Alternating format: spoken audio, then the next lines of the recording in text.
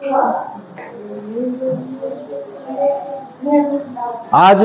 जो हमने कल पढ़ा था ना, पढ़ा क्या पढ़ा था? लासा और मासा और दोनों संख्याओं में संबंध।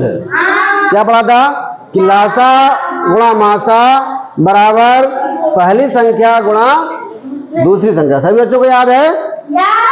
लासा और मासा की गुणा उन दोनों संख्याओं के क्या होती है? बराबर होती है। ये सूत्र है कितने संख्याओं के लिए वैलिड है? केवल और केवल दो के लिए, दो से ज्यादा के लिए नहीं है। ये जो सूत्र काम करेगा वो केवल और केवल दो संख्याओं पर ही काम करेगा। दो संख्याएं होंगी आपके पास तभी इसको आप लगा पाएंगे। ठीक है, अब देखिए इसका हम अनुप्रयोग देखते हैं कि इससे हमें फायदा क्या होगा पढ़ने से। इसको हमने जब पढ़ा है तो इससे फायदा क्या होगा, क्यों पढ़ रहे हैं हम। अब देखिए हम इसका जादू दिखाते हैं। जैसे मान लीजिए आपको पहली संख्या निकालना है। इन ये चार चीजें हैं। कितनी चीजें हैं? चार चीजें हैं। चार चीजों में से आपको कोई तीन चीजें पता हो और आप चौथी चीज छुपा दीजिए, तो वो हम आपको बता देंगे आपने जो छुपाई है वो कौन सी संख्या होगी। समझ गए हो? तो कैसे निकाल पाओगे? जिसको निकालना है, जैसे मान लीजिए आपको लासा आपने छुपा लिया तो हमने लिख लिया लासा। ठीक है, लासा बराबर जो दोनों संख्याएं हैं उनकी गुणा यानी कि गुणनफल। दोनों की गुणा क्या आएगी? क्या कहेंगे उसे? गुणनफल। और बटे मासा से उसको भाग कर दीजिए।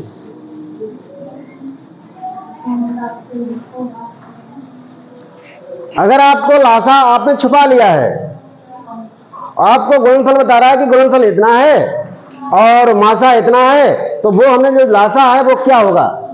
ठीक है, अब देखिए एग्जाम्पल से समझते हैं। अब इनमें से कोई भी देख लीजिए, इधर देखो ध्यान से। अगर मासा निकालना है, मासा छुपा लिया है तो लासा चला जाएगा बटे में। अगर आपने मासा निकालना है तो लासा कहां जाएगा? नीचे चला जाएगा। अगर इन संख्याओं में से कोई संख्या आपने छुपा ली है तो इन दोनों के बटे में पहुंच जाएगी। ठीक है, अगर यहां पर अगर पहली संख्या निकालना है, पहली संख्या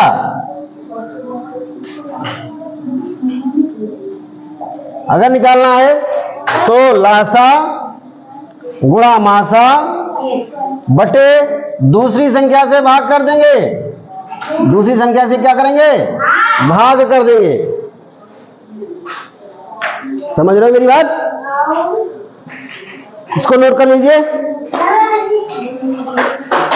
अब देखिए इसका अनुप्रयोग सीखते हैं कि कहां पर ये काम में आएगा। जैसे मान लीजिए आपके कोई सवाल हो,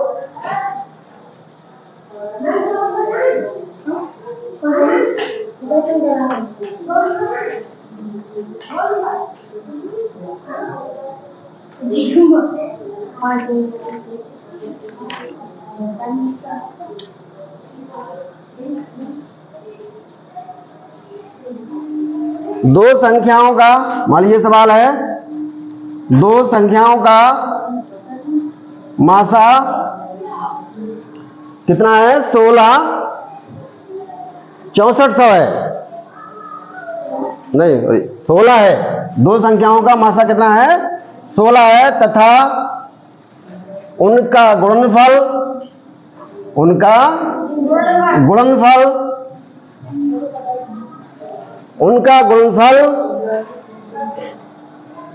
6400 है, 6400 है,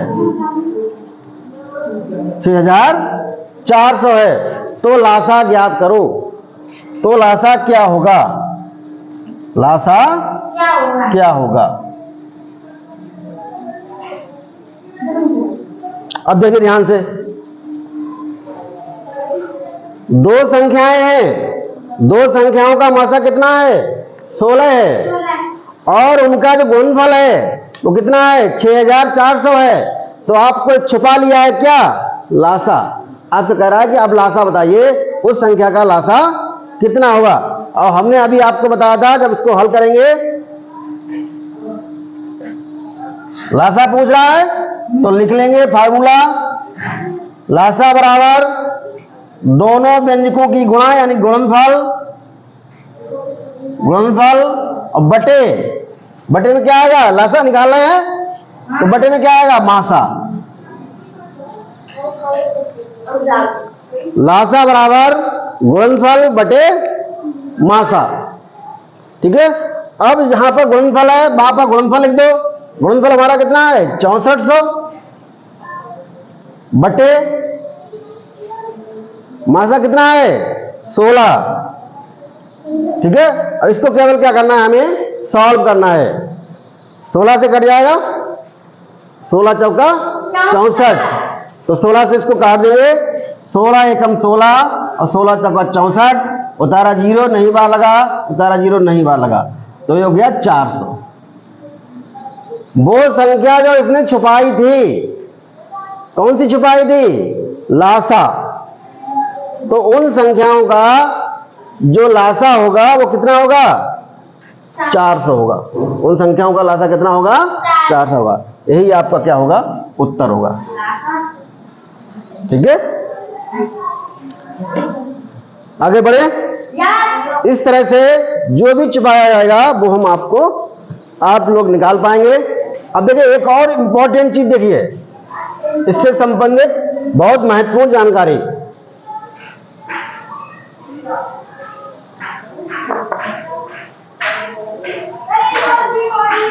महत्वपूर्ण जानकारी हम आपको दे रहे हैं, महत्वपूर्ण जानकारी।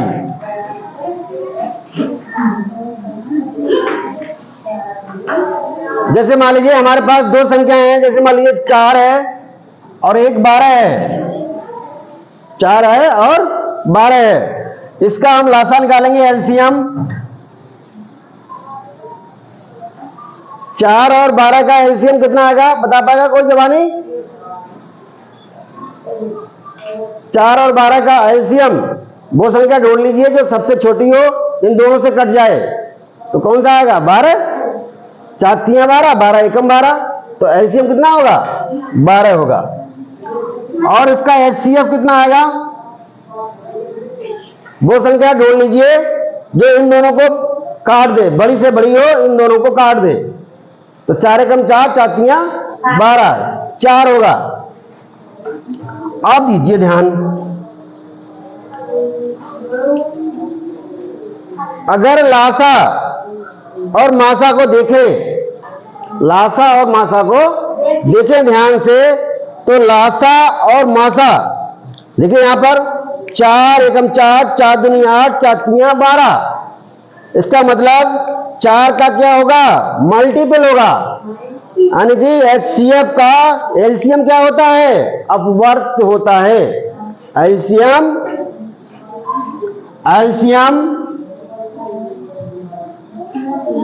एचसीएफ का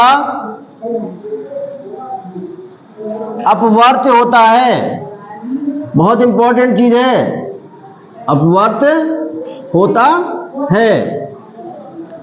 एलसीएम एचसीएफ का अपवर्त होता है। ठीक है, संख्याओं में अगर एलसीएम निकालो उन्हीं का एचसीएफ निकालो, तो हम ये कह पाएंगे कि जो एलसीएम होता है वो एचसीएफ का क्या होता है, एक अपवर्त होता है। दूसरा, अगर हम देखें एचसीएफ एलसीएम का, अब देखिए यहां पर एचसीएफ हमारा कितना है 4, और ये क्या है एलसीएम 12 है, तो 12 का अपवर्तक 4 होगा, 4 एकम 4, 4 दूनी 8, 4 3 12, यानी कि जो एचसीएफ है वो एलसीएम का एक अपवर्तक होता है। एचसीएफ एलसीएम का, ठीक है, एक अपवर्तक होता है। बहुत ही इंपॉर्टेंट चीज है ये, अपवर्तक होता है। गांठ बांध लो बिल्कुल इसको। एलसीएम एचसीएफ का अपवर्त्य होता है।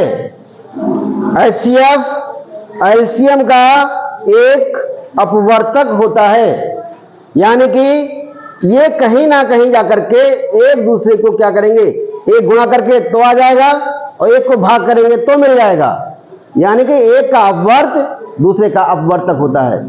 कभी भी ऐसा नहीं होगा एक सवाल में। जैसे मान लीजिए हम कहते हैं आपसे कि एक संख्या जो एलसीएम है वो 15 है, एलसीएम क्या है, 15 है। कोई सवाल आ जाए, उस सवाल में कहे कि किसी संख्याओं का जो एलसीएम है वो 15 है और एचसीएफ है वो 12 है, 2 है, एचसीएफ 2 है, एचसीएफ क्या है, 2 है। ध्यान से समझिए बहुत। हम कोई सवाल दें, किसी सवाल को निकाला और आपसे बोल दिया कि बताइए कि किसी संख्या का जो एलसीएम है वो 15 है और एचसीएफ कितना है, 2 है। बताओ संभव है? बताओ क्या संभव हो सकता है कि किसी का जो एचसीएफ 2 हो जाए और एलसीएम 15 हो जाए,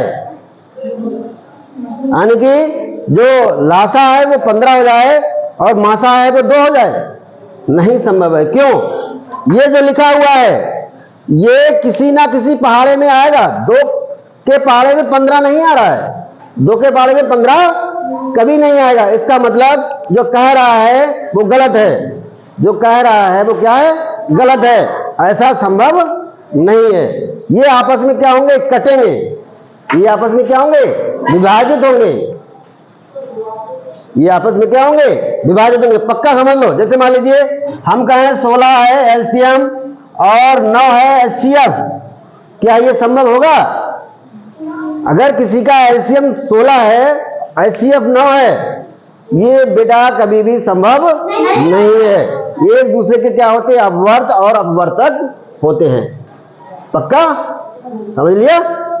चलिए बस इतना ही आज पढ़ाएंगे, बाकी कल पढ़ेंगे, ठीक है?